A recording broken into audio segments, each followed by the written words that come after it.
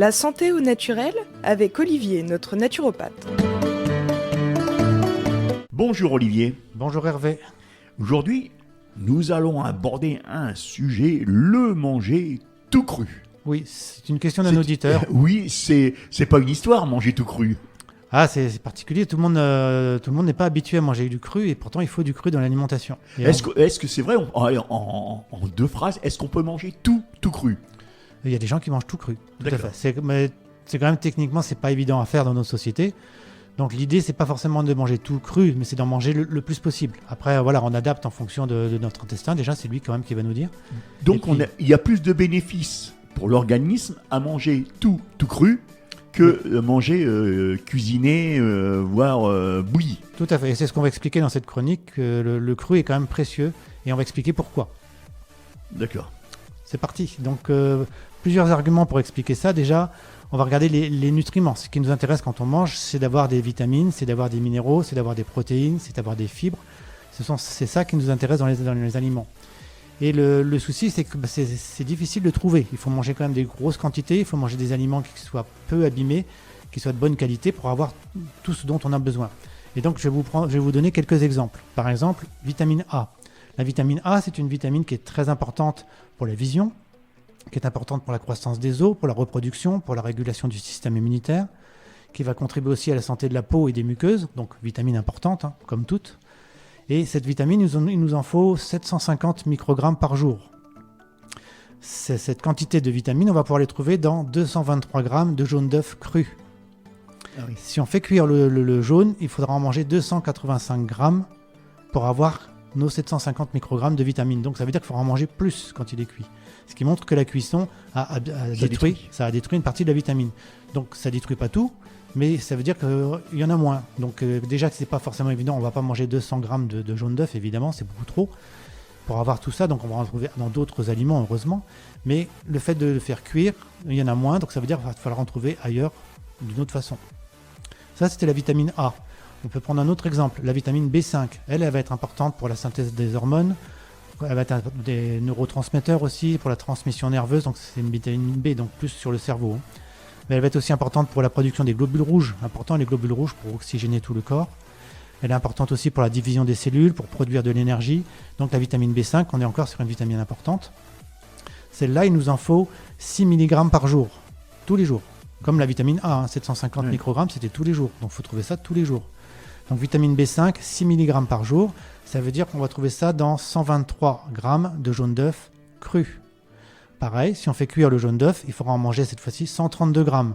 On en a perdu un petit peu, pas énormément, mais on en a quand même perdu un petit peu en faisant cuire. Encore un exemple, la vitamine B9. Elle est importante pour la division des cellules, pour la synthèse de l'ADN, de l'ARN, le métabolisme des protéines, le fonctionnement encore du système nerveux, le système immunitaire, la cicatrisation. L'embryogénèse, l'embryon pour les femmes enceintes, pour sa croissance, les femmes enceintes ont besoin de vitamine B9.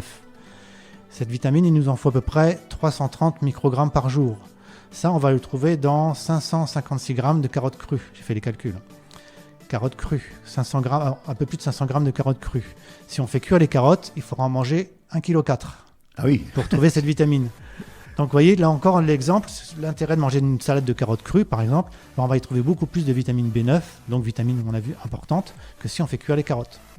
Puisque tu parles de vitamines et de destruction par rapport à la cuisson.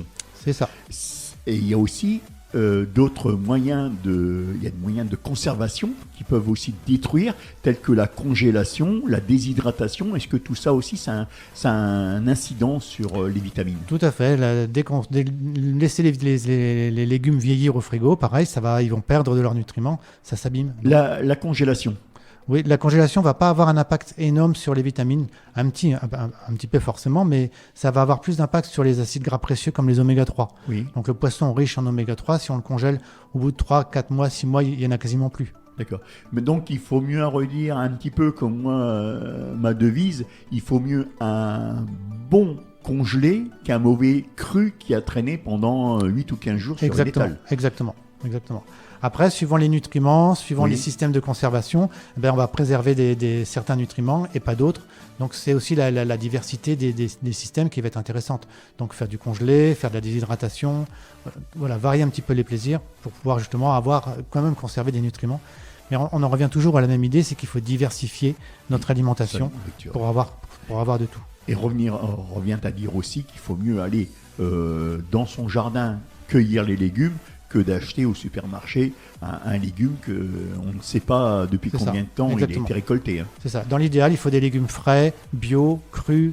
Voilà. Donc après, on essaie de se rapprocher de l'idéal, mais c'est pas toujours facile. Donc Non, on va faire d'avoir un jardin compose. déjà d'une. Oui, déjà, il faut avoir un jardin. Donc tout le monde n'en a pas. Puis après, il faut avoir du temps pour cultiver, faire le potager. Il faut savoir le faire aussi. Ça pousse pas tout seul. Des fois, il faut quand même un petit peu aider. Donc c'est pas simple. Il y a un autre exemple encore que je voudrais vous donner, c'est la vitamine C. C'est un exemple aussi frappant. La vitamine C, c'est aussi une vitamine qui est aussi très, très sensible à la température. Elle est importante, hein, cette vitamine, elle est antioxydante, donc c'est une vitamine C qui nous rajeunit en quelque sorte, Oui. qui nous empêche de vieillir. Elle est importante aussi pour l'absorption du fer, pour la formation du croissance, collagène, hein, faut pour la le dire. croissance, pour la solidité des tissus. Ouais. Cette vitamine, on en a besoin de 110 mg par jour. Puis elle nous booste hein, aussi. Elle nous booste, tout Ouais. à fait. Ces 110 mg, on va les trouver dans 100 g de brocoli cru. Brocoli, un chou, Oui. très bon. Si on le mange cru, il suffit d'en manger 100 g pour avoir notre dose quotidienne de vitamine C. Si on le fait cuire, il va falloir en manger 4 fois plus, 460 g.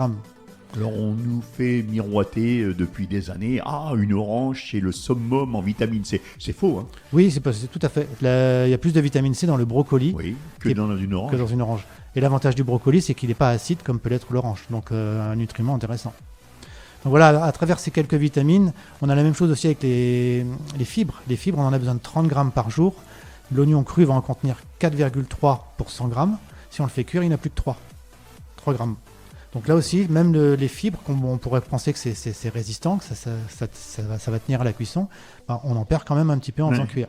Donc manger un petit peu de cru, dès qu'on va manger du cru, en fait, on va avoir plus facilement toutes les vitamines, tous les minéraux, tout ce dont on a besoin. Les crudités. Les crudités, très important.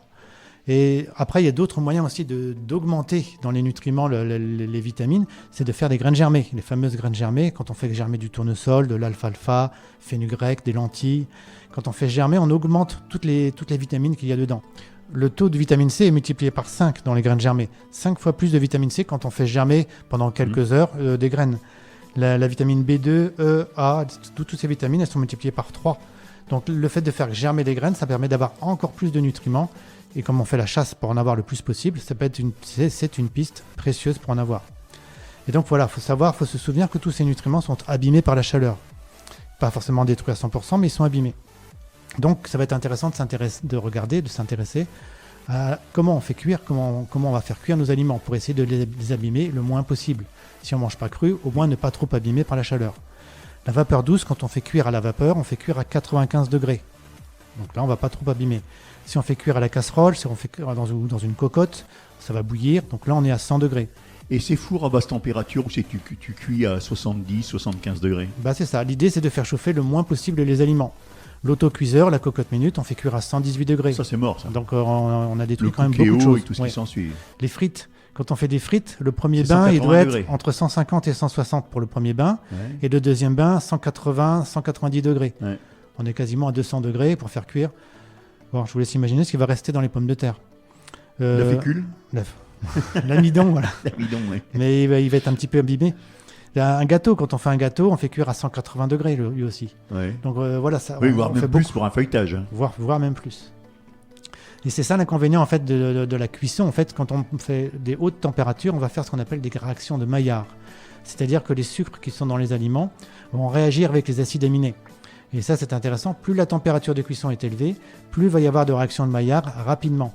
Et ça va donner une couleur brune aux aliments, ça va donner une bonne odeur, une saveur particulière, une délicieuse caramélisation.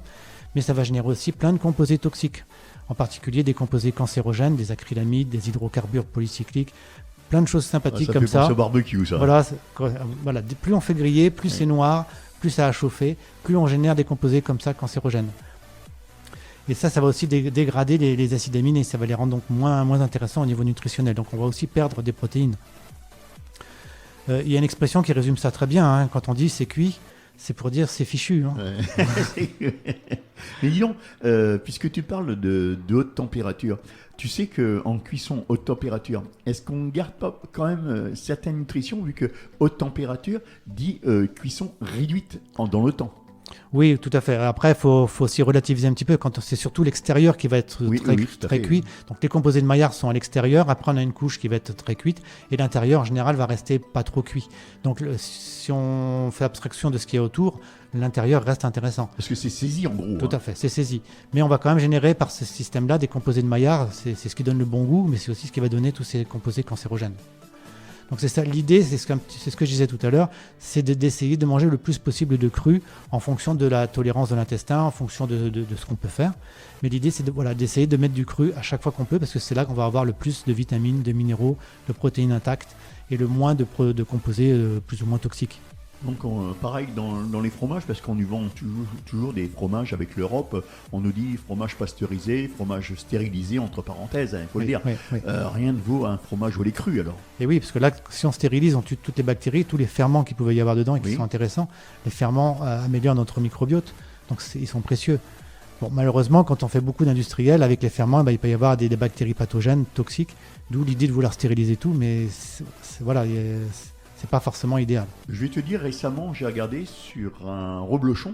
Maintenant, il y a une prévention, comme quoi il peut y avoir des bactéries nocives aux femmes enceintes. Oui, oui, tout à fait. Donc il faut faire attention, quoi. Mais rien ne vaut un bon fromage au lait cru. Tout à fait. Pour garder tous les nutriments. Bah oui, et puis il y a des arômes aussi, des bons arômes. Oui, tout ce qui est cru est plus précieux, tout ce qui est cru est plus intéressant. Donc le plus on en mange, le mieux c'est. Olivier, pour les auditeurs et auditrices qui désirent te consulter, tu peux me dire où sont situés et à quelle adresse tes cabinets? Oui, tout à fait. J'ai donc 2 cabinets. Le premier à Noyon, il est au 8 rue de l'Évêché, c'est à côté de l'hôtel de Cèdre, sur le côté de la cathédrale. Et le second, c'est à la maison médicale à 5 place Choiseul à Compiègne, sur le cours Guinemer. Je suppose que justement, il faut prendre rendez-vous par téléphone pour que tu puisses tout à fait. être présent lors des consultations. Le plus simple, c'est de nous contacter par téléphone, c'est le 06 28 05 72 44. Alors sur Noyon, tu consultes quel jour?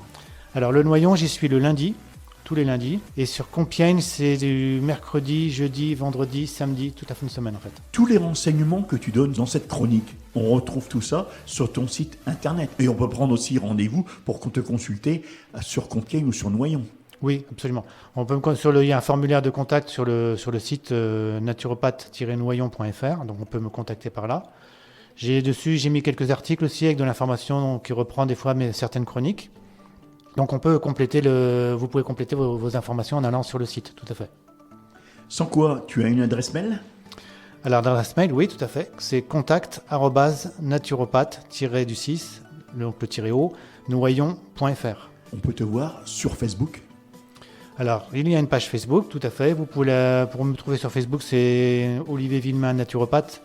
Mais sinon, vous avez un lien en haut du site internet avec l'accès à la page Facebook et aussi l'accès à la page Instagram. Voilà, donc on pourra aller directement sur ta page Instagram via ton site. Exactement. Tu consultes à domicile? Ça peut arriver, mais ça reste vraiment exceptionnel. Pour les cas exceptionnels. Voilà, exactement. Les personnes qui ne peuvent vraiment pas se déplacer, ça peut arriver exceptionnellement. Alors tu rappelles ton numéro de téléphone? Oui, le 06 28 05 72 44. Olivier, qu'est-ce que je peux te souhaiter? Un bon week-end? Oui, je te remercie. Et n'oubliez pas, prenez bien soin de vous, c'est important. Il faut d'abord prendre soin de vous pour pouvoir prendre soin des autres après. Mais vous êtes la priorité.